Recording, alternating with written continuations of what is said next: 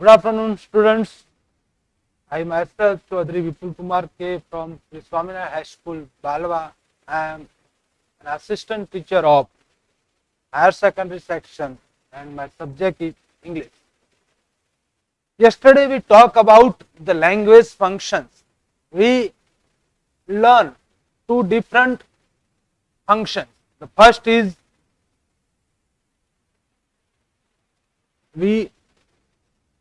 I taught the first function and then the half of the function is remain reporting. વિદ્યાર્થી મિત્રો ગઈકાલે આપણે function જોતા હતા એમાંનું આપણે બીજું સેકન્ડ જે ફંક્શન હતું રિપોર્ટિંગ. તો એ રિપોર્ટિંગ ફંક્શન્સની એક્સરસાઇઝ જે ગઈકાલની બાકી હતી એ આજે આપણે સોલ્વ કરાવીશું. તો એના પહેલા રિપોર્ટિંગ વિશે થોડુંક ટૂંકમાં સમજાવી દઉં તો રિપોર્ટિંગ એટલે ઇનડાયરેક્ટ સ્પીચનું કોઈ પણ વાક્ય. ઇનડાયરેક્ટ સ્પીચની અંદર વિધાન વાક્ય આવે, એસરેટિવ સેન્ટેન્સ, બીજું WH અથવા ઇન્વર્ઝન ક્વેશ્ચન જે ઇન્ટ્રોગેટિવ સેન્ટેન્સમાં આવે, પ્રશ્નાર્થ વાક્યમાં ઇન્વર્ઝન અને WH. એના પછી ઇમ્પેરેટિવ સેન્ટેન્સ આજ્ઞાર્થ વાક્ય, પ્રપોઝ દરખાસ્ત વાળા વાક્ય સૂચન, પ્રપોઝ અથવા સજેસ્ટેડ વાળા. એના પછી એક્સક્લેમેટરી સેન્ટેન્સ. તો એ ઇનડાયરેક્ટ નરેશનમાં કોઈ પણ વાક્ય હોય તો એને એ ફંક્શનનું નામ છે રિપોર્ટિંગ.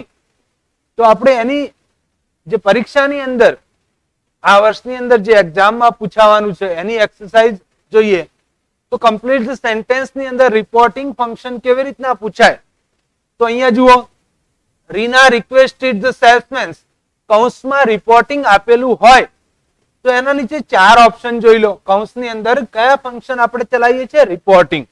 બરાબર. તો રિપોર્ટિંગ જો આપેલું હોય અહીંયા યાદ રાખવાનું કે કૌંસની અંદર શું હશે?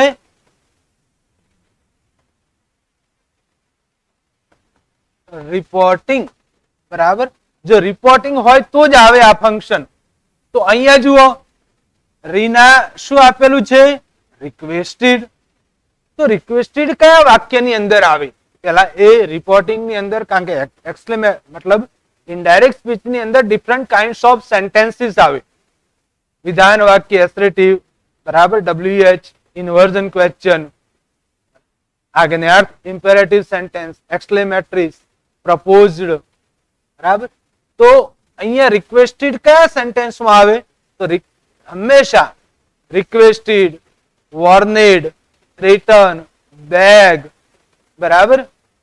તો આવા જે એડવાઇઝડ, તો આ ફંક્શન હંમેશા ઇમ્પેરેટિવ, આ રિપોર્ટિંગ વર્બ હંમેશા કયા વાક્યમાં આવે?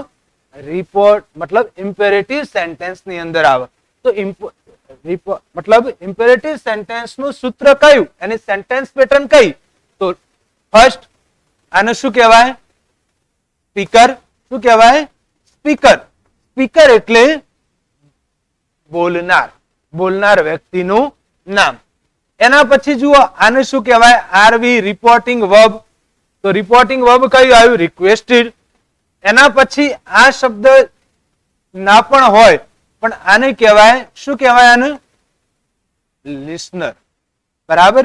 તો અહીંયા જુઓ, સ્પીકર પ્લસ યોગ્ય આજ્ઞાર્થ ક્રિયાપદ તરીકે શું આવ્યું? Requested plus listener. હંમેશા આજ્ઞાર્થ વાક્યની અંદર બે વાક્ય રચના હોય, નોટ, ટુ પ્લસ વર્બ અથવા તો ટુ પ્લસ વર્બ. યાદ રાખવાનું, વર્બ એટલે ક્રિયાપદનું મૂળ રૂપ. વર્બ એટલે શું થાય? ક્રિયાપદનું મૂળ રૂપ હોવું જોઈએ. તો અહીંયા આ ચાર ઓપ્શનની અંદર તમે જોજો તો અહીંયા જુઓ, પહેલામાં શું આપેલું છે? To show. બીજામાં ધેટ શો. ત્રીજામાં શો. ચોથામાં ટુ સો. બરાબર. તો અહીંયા જુઓ, આમાં શું આપ્યું છે? To show. બરાબર. શો એ વર્બ ગણાય, જ્યારે સો એ શું ગણાય? તો સો એ શું છે? Past tense. એનું વર્બ શું થાય? સી. એનું પાસ્ટ ટેન્સ શું થાય? સો. એટલે આ ઓપ્શન આવે નહીં. બરાબર.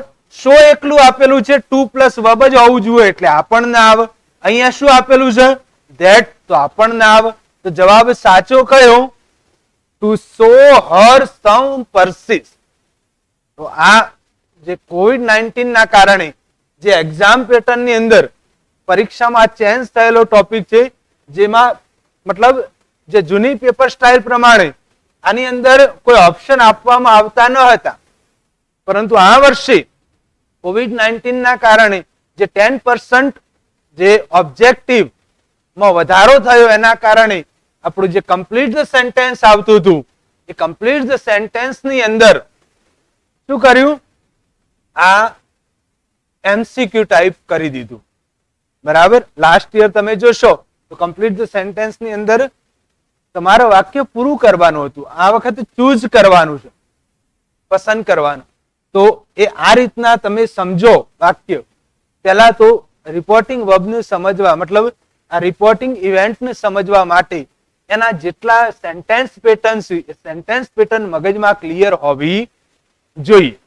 દાખલા તરીકે એસરેટિવ સેન્ટેન્સ આવે તો સ્પીકર, ટોલ્ડ અથવા ઇન્ફોર્મડ અથવા રિપ્લાઇડ અથવા answered plus listener plus that plus વાક્ય આવવું જોઈએ. અને વાક્ય કેવું આવવું જોઈએ? હંમેશા એનો જે વર્બની અંદર ચેન્જ થયેલું હોવું જોઈએ. બરાબર. તો આ જે ગઈકાલે આપણે જે સેન્ટેન્સ પેટર્ન ચલાવી હતી, વાક્ય રચના, તો એ વાક્ય રચના જો મગજમાં ક્લિયર હશે તો આ ફંક્શન રિપોર્ટિંગ એકદમ તમારા માટે ઈઝી થઈ જશે. ચલો વિદ્યાર્થીઓ, બીજું ઉદાહરણ આપણે જોઈએ.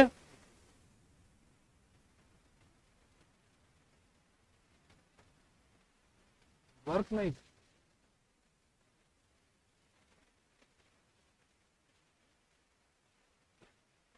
સેકન્ડ કમ્પ્લીટ ધ સેન્ટેન્સ નું બીજું ઉદાહરણ. પ્રીતિ પ્રપોઝ. અહીંયા જો આવ્યું પ્રીતિ પ્રપોઝ, તો અહીંયા આમાં પણ એ જ રીતના કૌંસની અંદર શું લખેલું હશે? આમાં પણ શું લખેલું હશે? આપણે ફંક્શન ચલાવીએ છીએ રિપોર્ટિંગ, એટલે અંદર રિપોર્ટિંગ લખેલું હશે. હવે ધ્યાન રાખો કે અહીંયા પ્રીતિ શું ગણાય? સ્પીકર મતલબ બોલનાર. અહીંયા જોવાનું આ રિપોર્ટિંગ વર્બ પ્રપોઝ આવ્યું. તો પ્રપોઝ કયા વાક્ય રચનામાં, કઈ સેન્ટેન્સ પેટર્નમાં પ્રપોઝ આવે? તો એ વસ્તુ ખબર હોવી જોઈએ. પ્રપોઝ એટલે દરખાસ્ત પ્રકારની વાક્ય રચનામાં પૂછાય. પ્રપોઝ આવે અથવા તો શું આવે? સજેસ્ટેડ. શું આવે? સજેસ્ટેડ. પ્રપોઝ પણ આવી શકે, સજેસ્ટેડ પણ આવી શકે. તો દરખાસ્ત વાક્ય રચનાનું સેન્ટેન્સ પેટર્ન કયું? તો પ્રપોઝલ જે આવે, પ્રપોઝલ એટલે દરખાસ્ત, તો પ્રપોઝલ નું સેન્ટેન્સ પેટર્ન કયું? તો પહેલા સ્પીકર પ્લસ પ્રપોઝડ અથવા સજેસ્ટેડ પ્લસ લિસનર, લિસનર ન પણ હોય તો ચાલે, plus that plus they should plus verb plus object. મતલબ આમાં શું આવવું જોઈએ? that they should. શું આવવું જોઈએ? that they should. તો અહીંયા જુઓ, that આવ્યું, they આવ્યું, પણ શું આવ્યું? must આવ્યું. તો must આવે નહીં. બરાબર. બીજું જુઓ, અહીંયા that આવ્યું, they આવ્યું, પણ શું આવ્યું? visit verb આવ્યું, verb પણ આવે નહીં. બરાબર. અહીંયા જુઓ, they should visit, પણ આમાં ધેટ તો આપેલું જ નથી, તો એ પણ વાક્ય રચના, આ પણ ખોટું.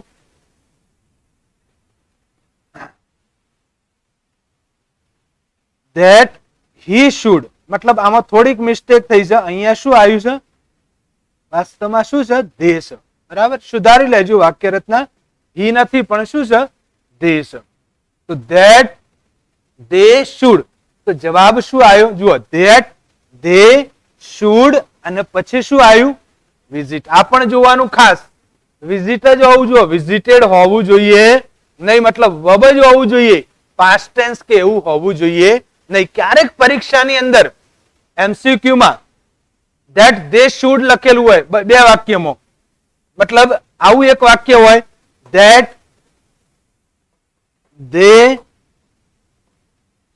should અને પછી શું કીધું હોય? પાછળ ક્રિયાપદને શું કરી દીધું હોય? પાસ્ટ ટેન્સ કરી દીધું હોય.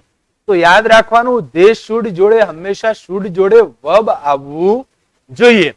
તો યાદ રાખજો કે આમાં કયા ઓપ્શન, તો જ્યારે પ્રપોઝલ દરખાસ્ત વાળી વાક્ય સેન્ટેન્સ પેટર્ન આવે ત્યારે ખાસ યાદ રાખવાનું, પહેલા સ્પીકર મતલબ અહીંયા પ્રીતિ સ્પીકર છે, પછી શું આવ્યું પ્રપોઝડ અથવા સજેસ્ટેડ, પછી શું આવવું જોઈએ ધેટ, પછી શું આવવું જોઈએ ધે શુડ, પ્લસ શું આવવું જોઈએ વર્બ હોવું જોઈએ, ક્રિયાપદનું મૂળ રૂપ હોવું જોઈએ. તો કમ્પ્લીટ ધ સેન્ટેન્સ ની અંદર આ પ્રકારની વાક્ય રચના પૂછાઈ શકે. બરાબર, તો આપણે એ જોઈ. આગળ હવે જોઈએ બીજી વાક્ય રચના. કમ્પ્લીટ ધ સેન્ટેન્સ નું ત્રીજું વાક્ય રચના. ધ પેસેન્જર આસ્ક્ડ કંડક્ટર, મતલબ અહીંયા જુઓ શું આવ્યું, તો રિપોર્ટિંગ વર્બ જોઈ લેવાનો ખાસ. શું આવ્યું આસ્ક્ડ. હવે જનરલી આસ્ક્ડ કેટલી વાક્ય રચનામાં પૂછાય, તો ત્રણ વાક્ય રચનામાં આસ્ક્ડ પૂછાય છે. યાદ રાખજો કેટલી, ત્રણ. એક ઇન્વર્ઝન ક્વેશ્ચન કે જેમાં ઇફ વાળી વાક્ય રચના, સ્પીકર આસ્ક્ડ લિસનર ઇફ. બરાબર, એક WH question, speaker asked listener કોઈ પણ WH વર્ડ મતલબ વોટ હોય, વેર હોય, વેન હોય, હુ હોય, વાય હોય, હાઉ હોય. બરાબર, અને third sentence pattern, speaker asked listener to plus verb અથવા નોટ ટુ પ્લસ વર્બ પણ આવી શકે. ઇમ્પેરેટિવ સેન્ટેન્સમાં પણ આસ્ક્ડ આવે જ છે. યાદ રાખજો આસ્ક્ડ અને ટોલ્ડ બંને આવે. કઈ વાક્ય રચનામાં, તો સામાન્ય સૂચના વાળું વાક્ય હોય તો આસ્ક્ડ અને ટોલ્ડ ઇમ્પેરેટિવ એટલે કે આજ્ઞાર્થ વાક્યમાં મૂકી શકાય છે. પણ અહીંયા તમે જોશો તો ટુ પ્લસ વર્બ કોઈમાં આપેલું નથી. મતલબ અહીંયા આપણે જોઈએ તો સ્પીકર આસ્ક્ડ કંડક્ટર. હવે આ વાક્ય રચના કો તો ઇન્વર્ઝન ક્વેશ્ચન ની હશે અથવા તો કયું હશે WH ક્વેશ્ચન. તો અહીંયા જુઓ ઇફ આપેલું છે, પણ અહીંયા તમે જોશો તો શું આપેલું છે ઇઝ. હંમેશા ઇનડાયરેક્ટ કરતી વખતે ઇઝ એમ આર ક્યારેય આવતું નથી. પાસ્ટ ઇવેન્ટમાં અહીંયા આસ્ક્ડ છે એટલે. બરાબર, તો આ વાક્ય રચના, આ વાક્ય શું ગણાય ખોટું. આસ્ક્ડ વાળી વાક્ય રચનામાં ધેટ ક્યારેય આવતું નથી, ક્યારેય ના આવે. આસ્ક્ડ પ્લસ ઇફ આવે, આસ્ક્ડ પ્લસ WH આવે અથવા આસ્ક્ડ પ્લસ ટુ આવે. આસ્ક્ડ પ્લસ ટુ અથવા નોટ ટુ. કઈ વાક્ય રચનામાં આસ્ક્ડ પ્લસ ટુ અથવા નોટ ટુ પ્લસ વર્બ આવે, તો ઇમ્પેરેટિવ સેન્ટેન્સ ના સામાન્ય સૂચના વાળા વાક્યની અંદર. બરાબર, તો અહીંયા ધેટ તો આવે જ નહીં. અહીંયા જુઓ ઇફ આપેલું છે, પણ શું આપેલું છે will. જ્યારે ઇનડાયરેક્ટ કરો ત્યારે ઇઝ નું ઇઝ એમ આર નું વોઝવેર થાય, will નું શું થઈ જાય છે would. અહીંયા would હોય તો સાચું વાક્ય ગણાવો, પણ શું આપેલું હતું will. બીજું જુઓ whether. મેં તમને કીધું હતું કે ઇન્વર્ઝન ક્વેશ્ચન હોય તો બે વાક્ય રચના if અથવા whether, આ બંને શબ્દો એક જ છે. કયા છે? if પણ સાચું અને whether પણ સાચું. બરાબર, અહીંયા જુઓ શું આપેલું was.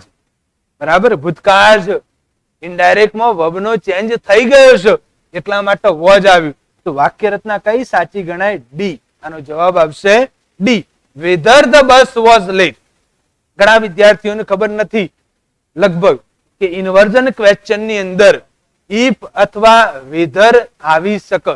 whether પણ આવી શકે ને if પણ આવી શકે, બંને સરખા જ છે, એકબીજાની ઓરમાં મૂકી શકાય છે. તો અહીંયા આ વાક્ય રચનામાં અહીંયા જુઓ આ ત્રણ વાક્ય રચના ખોટા છે. કેમ ખોટું છે?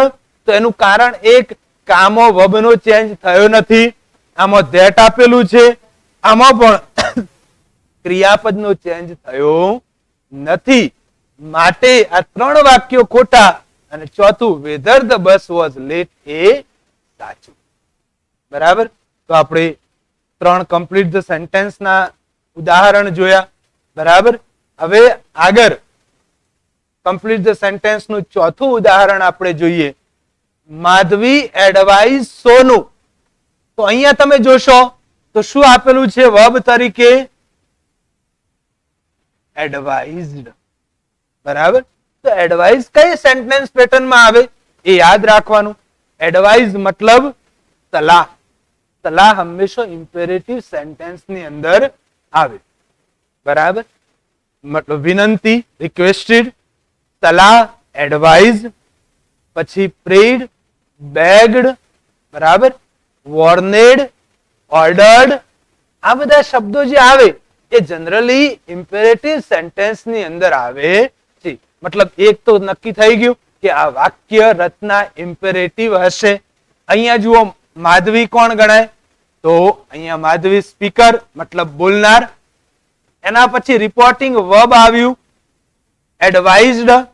અહીંયા સોંપનાર લિસનર આપેલું છે કયું? તો સોનું. હવે આની પછી શું આવે? તો યાદ રાખો ઇમ્પેરેટિવ સેન્ટેન્સ ની વાક્ય રચના કઈ, સેન્ટેન્સ પેટર્ન કયું? તો ઇમ્પેરેટિવ સેન્ટેન્સ ની સેન્ટેન્સ પેટર્ન કયું? બોલનારનું નામ સર્વનામ મતલબ સ્પીકર પ્લસ યોગ્ય આજ્ઞાર્થ ક્રિયાપદ. યોગ્ય આજ્ઞાર્થ ક્રિયાપદમાં રિક્વેસ્ટેડ આવી શકે, બરાબર, વોર્નેડ આવી શકે, કમાન્ડેડ આવી શકે, ઓર્ડર્ડ આવી શકે, એડવાઇઝડ આવી શકે, બેગ આવી શકે, BGD બેગ આજીજી કરવી, બરાબર, થ્રેટન ધમકી આપવી પણ આવી શકે, બરાબર. તો આવા આજ્ઞાર્થ ક્રિયાપદો હોય. એના પછી લિસનર, બરાબર. એના પછી એ જ રીતના બે વાક્ય રચના હોય, કાં તો 2+ વર્બ હોય અથવા તો નોટ 2+ વર્બ. તો આ બે વાક્ય રચના અહીંયા શોધું. તો અહીંયા જુઓ નોટ 2+ વર્બ આપેલું છે. અહીંયા શું આપેલું છે? Not to eat. આ ધ્યાન રાખજો. એટ શું છે? તો EAT એટ. એટ એ વર્બ છે. એનું પાસ્ટ ટેન્સ શું થાય? ATE ate. અને એનું પાસ્ટ પાર્ટિસિપલ શું થાય? EATEN eaten. બરાબર. તો આ વાક્ય રચના તો ખોટું જ ગણાય. બીજું જુઓ શું આપેલું છે? ડોન્ટ ઈટ. એમાં આ શબ્દ જુઓ ત્યારે ડાયરેક્ટ નું ઇનડાયરેક્ટ થાય ઇમ્પેરેટિવ સેન્ટેન્સ ની અંદર ત્યારે ડોન્ટ નથી આવતું પણ શું આવે છે? નોટ આવે છે. એટલે આ પણ ખોટું. અહીંયા જુઓ શું આપ્યું છે? To eaten. તો અહીંયા જુઓ શું આપેલું છે? ઇટન. તો ઇટન મતલબ શું ગણાય? Past participle. શું આવું જુઓ 2+ વર્બ આવ્યો હોય તો સાચું, ટુ ઇટ આવ્યું હોય તો સાચું, પણ શું આપેલું છે? To eaten. To eaten. તો વાક્ય રચના આ પણ ખોટું ગણાય, બરાબર. તો અહીંયા વાક્ય સાચું કયું? તો જોઈ લો અહીંયા નોટ 2+ વર્બ. નોટ 2+ વર્બ, બરાબર. અને પછી ઓબ્જેક્ટ અથવા અધર વર્ડ્સ, બરાબર. તો અહીંયા આ વાક્યમાં Madhavi advise Sonu not to eat junk food. Junk food મતલબ બહારનું જે લારીમાં ખોરાક જે ખાવાનું મળે એ ખાઈએ, બરાબર. એ જંક ફૂડ ખાવું જોઈએ નહીં. તો અહીંયા આનો જવાબ આવ્યો નોટ ટુ, બરાબર. Not to eat junk food, બરાબર. હવે આગળની એક્સરસાઇઝ જોઈએ. Find the correct response. હવે જે અત્યારે કમ્પ્લીટ સેન્ટેન્સ ચલાવ્યું એ સેક્શન ડી ની અંદર પૂછાય છે. સેક્શન ડી ની અંદર 11 and 12 ની અંદર 11 અને 12મા ધોરણની અંદર સેક્શન ડી ની અંદર કમ્પ્લીટ ધ સેન્ટેન્સ પૂછાય છે. જ્યારે સેક્શન એ ની અંદર સેક્શન એ ની અંદર શું પૂછાય છે? ફાઇન્ડ ધ કરેક્ટ રિસ્પોન્સ, બરાબર. આ પણ ફંક્શન જ છે. ફંક્શન 3 અલગ અલગ જગ્યાએ પૂછાય, બરાબર. સેક્શન એની અંદર એના બે ક્વેશ્ચન હોય. એક તો identify the function. Identify the function એટલે ફંક્શન નું ઓળખવાનું છે. પણ ઓળખવાનું ક્યારે? જ્યારે આપણને બધા ફંક્શન આવડી જાય ને પછી એની એક્સરસાઇઝ સોલ્વ કરાવી શકાય. બીજું સેક્શન એના પછી તરત જ બીજો એક પ્રશ્ન સ્ટાર્ટ થાય જે રિસ્પોન્ડ ધ સેન્ટેન્સ ગણાય. મતલબ ફાઇન્ડ ધ કરેક્ટ રિસ્પોન્સ. તો આ MCQ ટાઈપનો જ પ્રશ્ન હોય, બરાબર. અને સેક્શન ડી ની અંદર કમ્પ્લીટ ધ સેન્ટેન્સ. તો પહેલા ક્લિયર કરી દેજો સ્ટાન્ડર્ડ 11th માં પણ આ જ ફંક્શન આવે, સ્ટાન્ડર્ડ 12th ની અંદર પણ આ જ ફંક્શન આવે. 11 and 12th ની અંદર ફંક્શનમાં કોઈ વધારો થતો નથી. જે 11th માં આવે એ જ 12th ની અંદર આવે છે. તો આપણે પહેલા હું તમને જે એક એક ફંક્શન ચલાવીશ એમાં બે પ્રકારની એક્સરસાઇઝ લઈશ. એક કમ્પ્લીટ ધ સેન્ટેન્સ મતલબ જે સેક્શન ડી ની અંદર પૂછાય છે અને એક સેક્શન એ ની અંદર ફાઇન્ડ ધ કરેક્ટ રિસ્પોન્સ, જે પરીક્ષામાં અગત્યનું છે. બરાબર, તો અહીંયા આપણે ફાઇન્ડ ધ કરેક્ટ રિસ્પોન્સ કેવી રીતના પરીક્ષામાં પૂછાય, રિપોર્ટિંગ વાળું, ફક્ત કયું રિપોર્ટિંગ વાળું. તો એ જોઈએ. અહીંયા જુઓ, ફાઇન્ડ ધ કરેક્ટ રિસ્પોન્સમાં આ રીતના પૂછાય. બરાબર, અહીંયા આ બે આપેલા, આમાં આ વાક્ય ખાસ ધ્યાનથી જોવાનું. બરાબર, તો teacher what did the doctor advise you, આ પ્રશ્ન ખાસ વાંચવાનો. શું કહે છે? What did the doctor advise. બરાબર, અહીંયા જોવાનું ખાસ. આ બે વસ્તુ ખાસ જોવાની. બરાબર, હવે આમાં આને કહેવાય વર્બ. હવે કૌંસની અંદર આપેલું છે, શું આપેલું છે કૌંસની અંદર? તો લખેલું છે રિપોર્ટિંગ. શું આપેલું છે? રિપોર્ટિંગ અથવા રિપોર્ટિંગ ઇવેન્ટ, કોઈ પણ રિપોર્ટિંગ યાદ રાખવાનું. બરાબર, હવે અહીંયા જુઓ, ડીડ પ્લસ એડવાઇઝ, મતલબ આ ડીડ ક્યારે પૂછાય? તો હંમેશા એ પાસ્ટ ટેન્સમાં આવે, સિમ્પલ પાસ્ટ ટેન્સ ની અંદર. મતલબ એડવાઇઝ નું શું થવું જોઈએ? એડવાઇઝડ થવું જોઈએ. બરાબર, અહીંયા જે છે આ સ્પીકર ગણાય. બરાબર, તો અહીંયા જુઓ, ધ ડોક્ટર એડવાઇઝ મી. બરાબર, ધ્યાન રાખજો, ધ ડોક્ટર એડવાઇઝ મી. આમાં એ જ આપ્યું છે, ધ ડોક્ટર એડવાઇઝ મી. ત્રીજામાં પણ એ આપ્યું છે, ધ ડોક્ટર એડવાઇઝ મી. ચોથામાં પણ જોજો, ધ ડોક્ટર એડવાઇઝ મી. શું આપેલું છે? એડવાઇઝ. હવે ધ્યાન રાખજો, એડવાઇઝ વાળું ફરીથી વાક્ય આવ્યું. તો એની અંદર એડવાઇઝ જ્યારે સલાહ હોય, વિનંતી હોય, રિક્વેસ્ટેડ, વોર્નેડ, ચેતવણી હોય. બરાબર, અથવા તો ઓર્ડર્ડ, હુકમ હોય, તો એની અંદર ટુ પ્લસ વર્બ અથવા નોટ ટુ પ્લસ વર્બ આવવો જોઈએ. તો અહીંયા આપણે એ જોઈશું. ચલો, ધેટ આવ્યું આમાં, તો ધેટ તો આવે જ નહીં. બરાબર, એડવાઇઝ વાળા વાક્યમાં ધેટ આવે નહીં. બીજામાં જુઓ, to take, to plus verb આવ્યું. ત્રીજામાં જુઓ, ટુ ટુક, મતલબ ટેક એ વર્બ છે, એનું પાસ્ટ ટેન્સ શું થાય? ટુક, અને એનું પાસ્ટ પાર્ટિસિપલ શું થાય? ટેકન. મતલબ ટુક આવ્યું એટલે ટુક તો આવે જ નહીં. અહીંયા જુઓ, અહીંયા શું આવ્યું? To take. બરાબર, તો આ બે વાક્ય તમે જોશો, આ બે વાક્ય તમે જોશો, બી અને ડી, તો અહીંયાથી ખબર પડે આપણને. જો અહીંયા ડઝ હોત, શું હોત? જો ડઝ હોત તો આ વાક્ય સાચું ગણાવું. જો ડઝ હોત તો what does the doctor advise you, તો ધ ડોક્ટર એડવાઇઝીસ મી, તો સાચું. પણ અહીંયા શું હતું? ડીડ. ડીડ હતું, મતલબ પાસ્ટ ટેન્સમાં આવે, તો પછી જ્યારે એ પ્રશ્ન વાક્યનો આપણો વિધાન વાક્યમાં રૂપાંતર કરીએ ત્યારે એડવાઇઝ નું શું થઈ જવું જોઈએ? એડવાઇઝ. તો પરીક્ષાની અંદર ખાસ યાદ રાખવાનું કે જ્યારે રિસ્પોન્ડ સેન્ટેન્સ ની અંદર આવે ત્યારે ઉપર જે પ્રશ્ન પૂછ્યો હોય એ પ્રશ્ન ખાસ એને વાંચવાનો. એને વાંચ્યા પછી જોવાનું કે કયા ટેન્સમાં એ પ્રશ્ન પૂછ્યો છે. જવાબ પણ એ જ ટેન્સમાં આવવો જોઈએ. તો અહીંયા ડીડ થી પૂછો તો એટલે એડવાઇઝડ આવે. જો ડઝ થી પૂછ્યો હોય, ડુ કે ડઝ થી, તો એડવાઇઝીસ અથવા એડવાઇઝ આવે. બરાબર, એટલે આ પણ ખોટું. તો જવાબ સાચો કયો ગણાય? B. The doctor advised me to take medicine. The doctor advise me to take medicine. તો આમાં જવાબ આવશે બી. બરાબર, તો રિસ્પોન્ડ સેન્ટેન્સ ની અંદર આ રીતના વાક્ય રચના હોય છે. હવે જોઈએ આગળની વાક્ય રચના. આગળનું એક ઉદાહરણ જોઈએ આપણે. Find the correct response. ફરીથી એનું સેકન્ડ ઉદાહરણ. Mother, what did Sonia decide about the picnic? Daughter. બરાબર, તો અહીંયા જુઓ શું આવ્યું? ડિસાઇડ. શું નક્કી કર્યું? બરાબર, જ્યારે નક્કી કર્યું હોય ત્યારે હંમેશા વિધાન વાક્ય હોય. કેવું હોય? એસરેટિવ સેન્ટેન્સ. બોલનાર ટોલ્ડ ધેટ, મતલબ બોલનાર એટલે કે સ્પીકર, પછી ટોલ્ડ આવી શકે, રિપ્લાઇડ આવી શકે, અને બીજું સેડ પણ આવી શકે.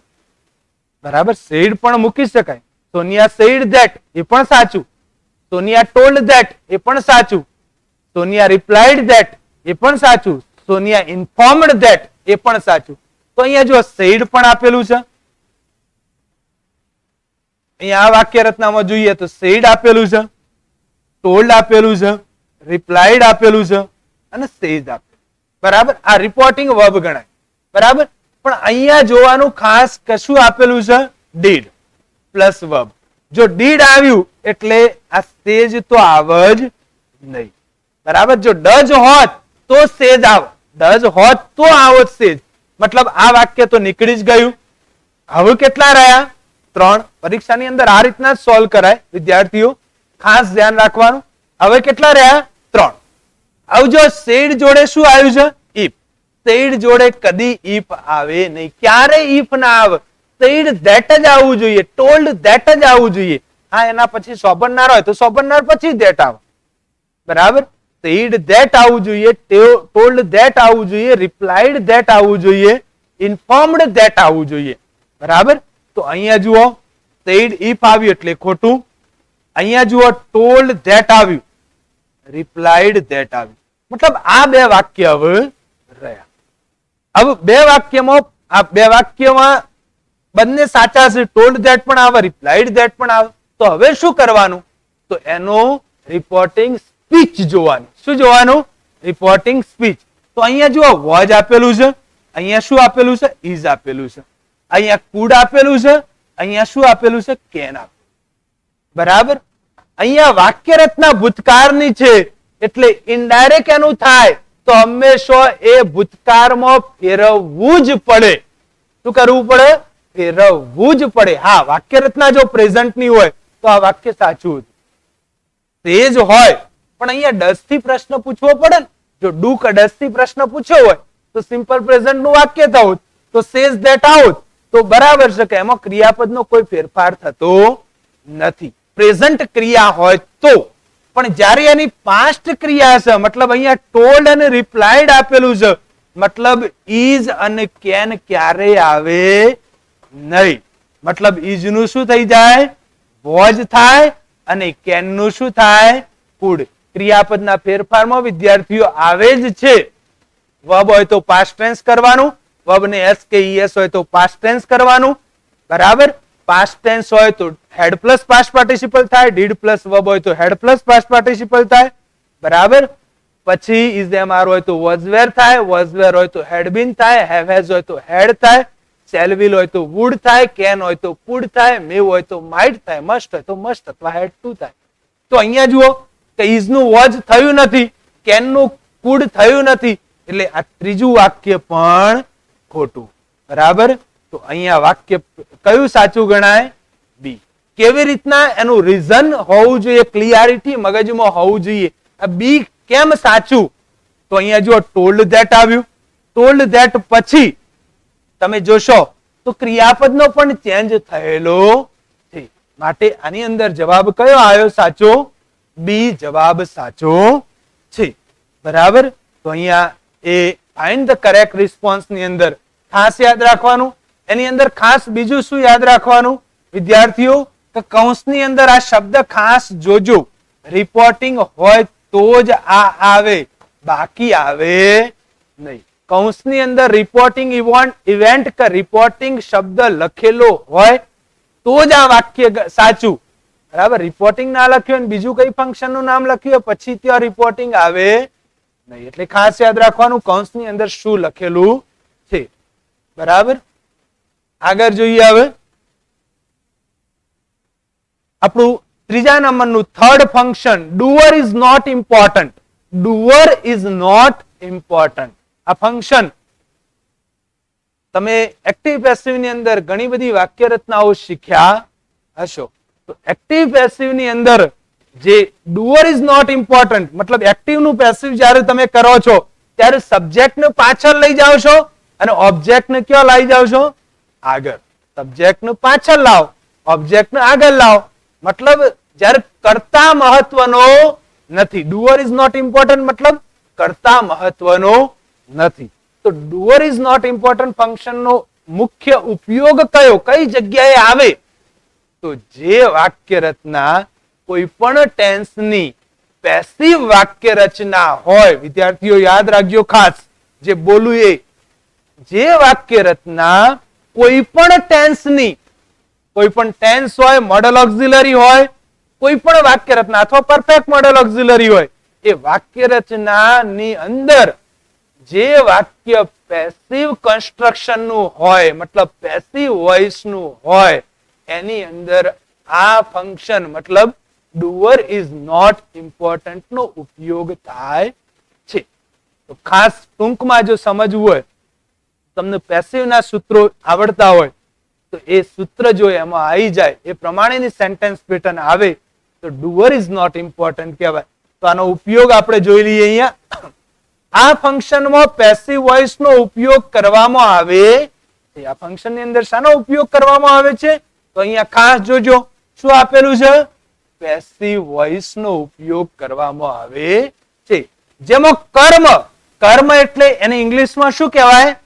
ઓબ્જેક્ટ. કર્મ એટલે ઓબ્જેક્ટ નું વિશેષ મહત્વ હોય છે અને કર્તા મતલબ સબ્જેક્ટ નું મહત્વ ઓછું હોય છે. કર્તાનું મહત્વ હોય છે. કર્તા આગળ હોય ને, તમે કોઈ પણ વાક્યનું પેસિવ કરો તો કર્તા મતલબ કર્મનું મહત્વ વધારે હોય, મતલબ ઓબ્જેક્ટ ને આગળ લાવો છો, એટલે એવી ઓબ્જેક્ટ ને આગળ લાવવા વાળી વાક્ય રચના એટલે પેસિવ વોઇસ, મતલબ કર્મણી વાક્ય રચના. એ વાક્ય રચના ને શું કહેવાય? Doer is not important.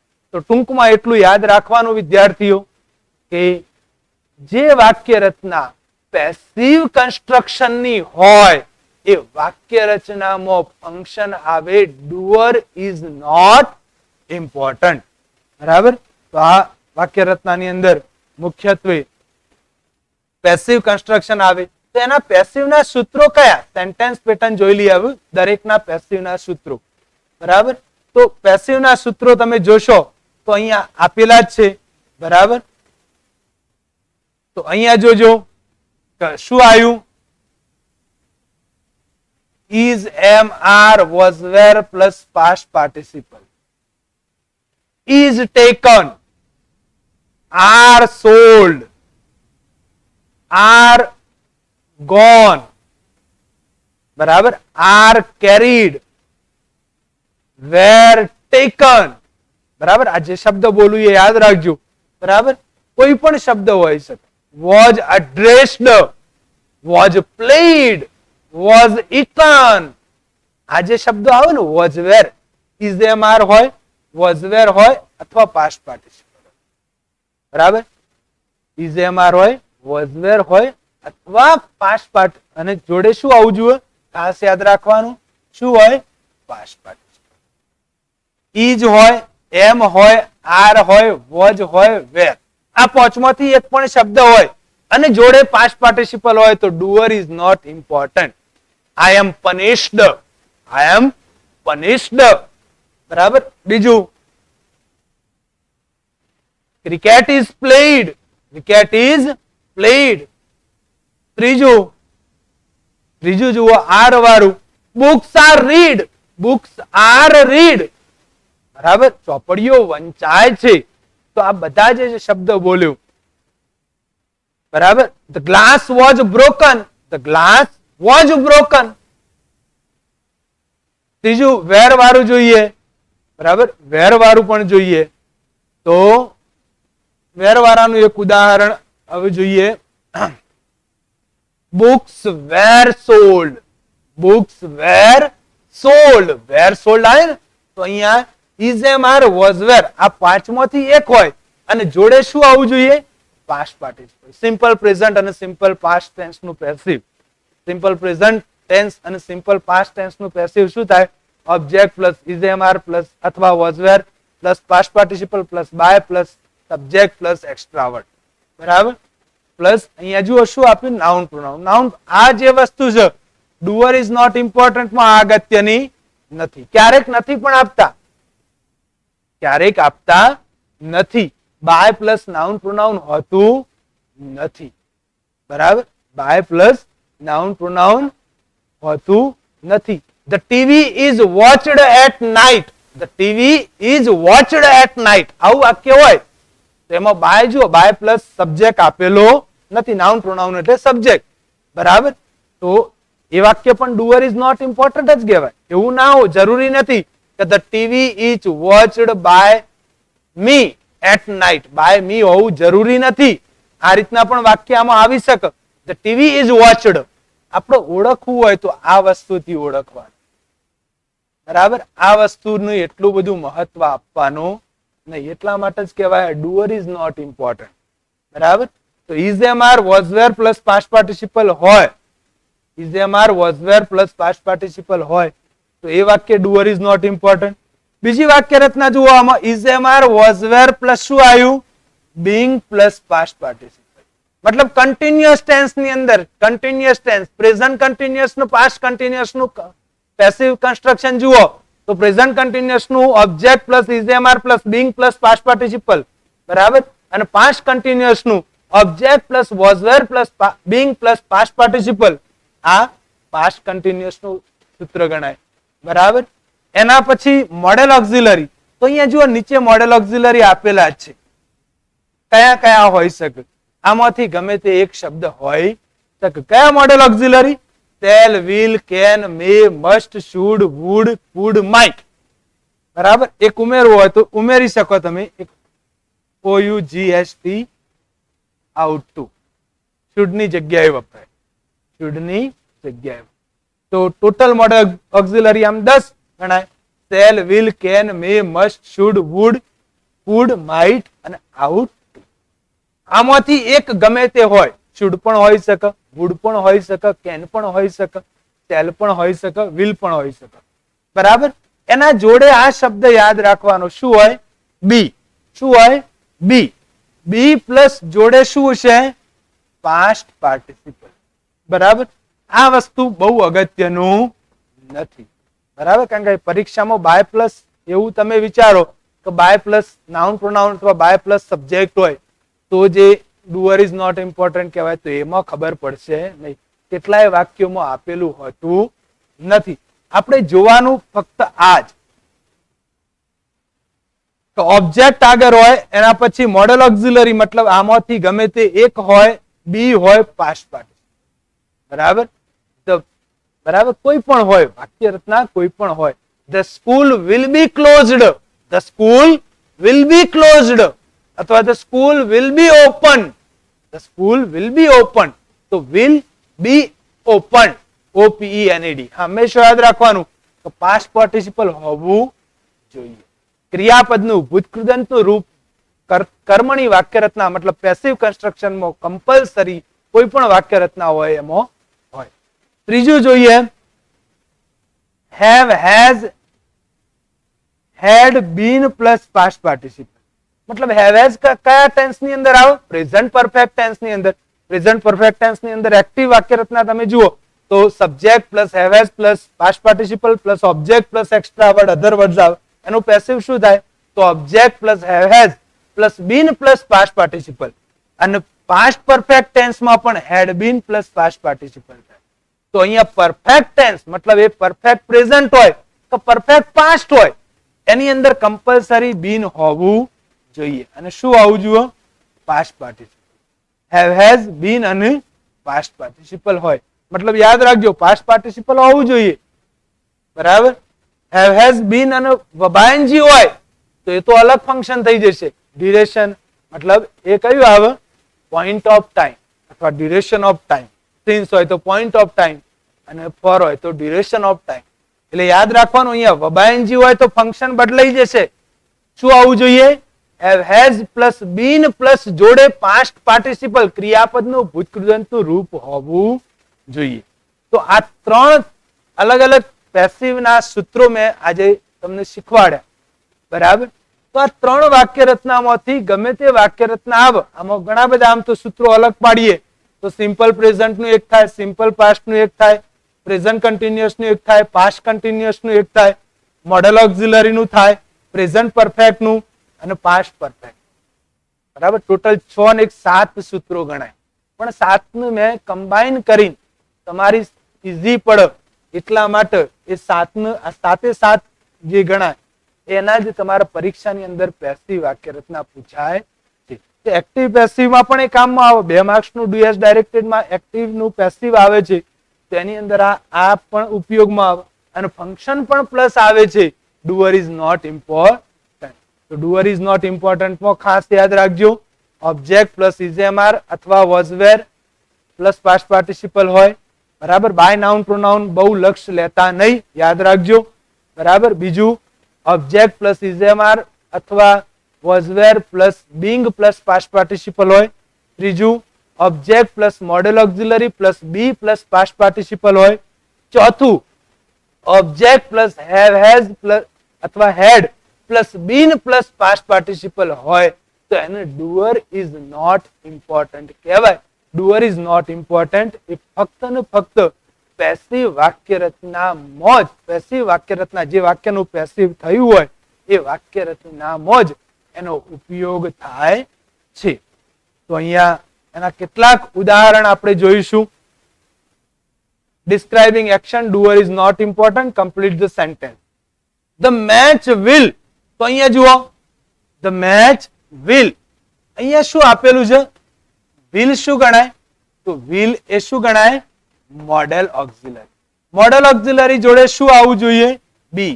બી જોડે શું આવવું જોઈએ? Past participle. આટલું કમ્પલસરી હોવું જોઈએ. તો અહીંયા જુઓ, બી વોન એ શું ગણાય? Past participle. બરાબર. તો the match will be won by India. Match will be won by India. બીજું ઉદાહરણ જોઈએ. Food was. હવે અહીંયા જો was આવ્યું, ઇઝેમઆર વોઝવેર ની અંદર બે પ્રકારના સૂત્રો હોય. તો was આવ્યું તો શું આવે? પાસ્ટ પાર્ટિસિપલ પણ આવે અથવા તો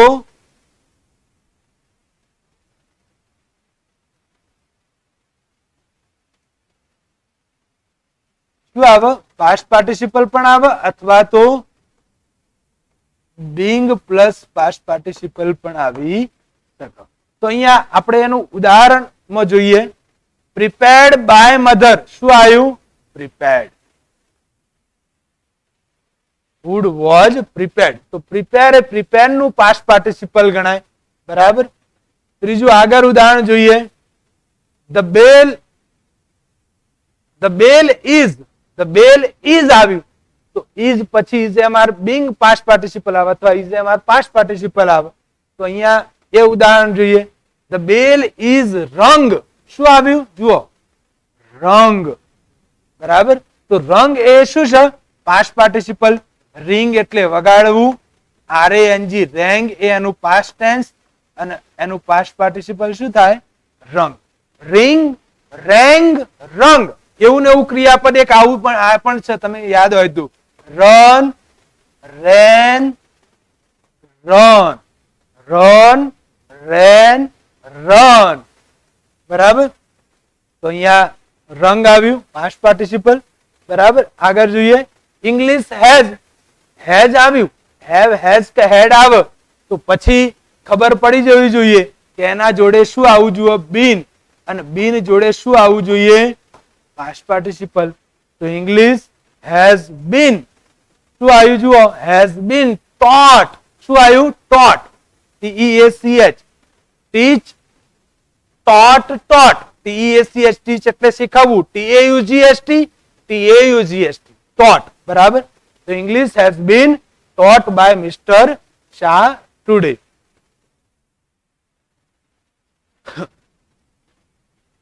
આગળના થોડાક જોઈએ ઉદાહરણ. Many trees were planted. શું આપેલું છે? Planted. જો અહીંયા પ્લાન્ટ નું પાસ્ટ પાર્ટિસિપલ શું આપેલું?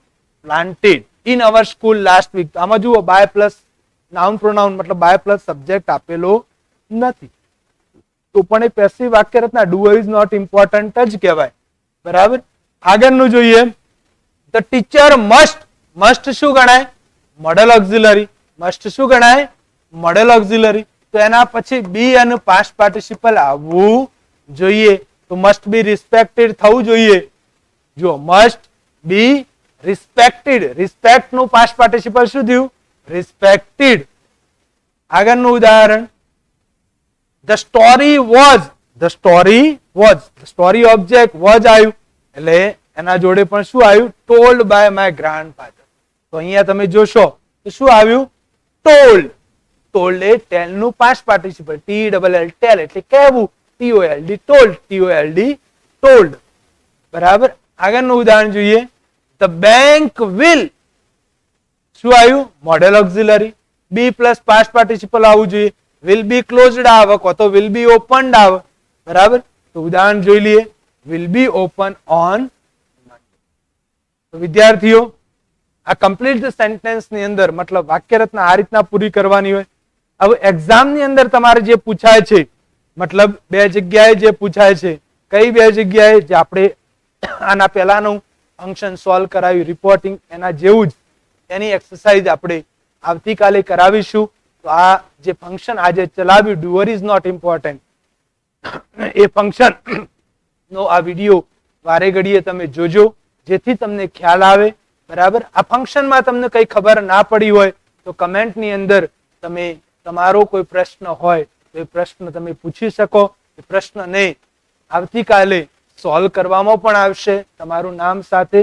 એ પ્રશ્ન તમારો જે પણ હોય એ સોલ્વ કરવામાં આવશે. તો વિદ્યાર્થીઓ, આજનું લેક્ચર તમને ગમી જશે. હવે આપણે અહીંયા આ ક્લાસ પૂરો કરીએ. Good bye, have a nice day. જય ભારત.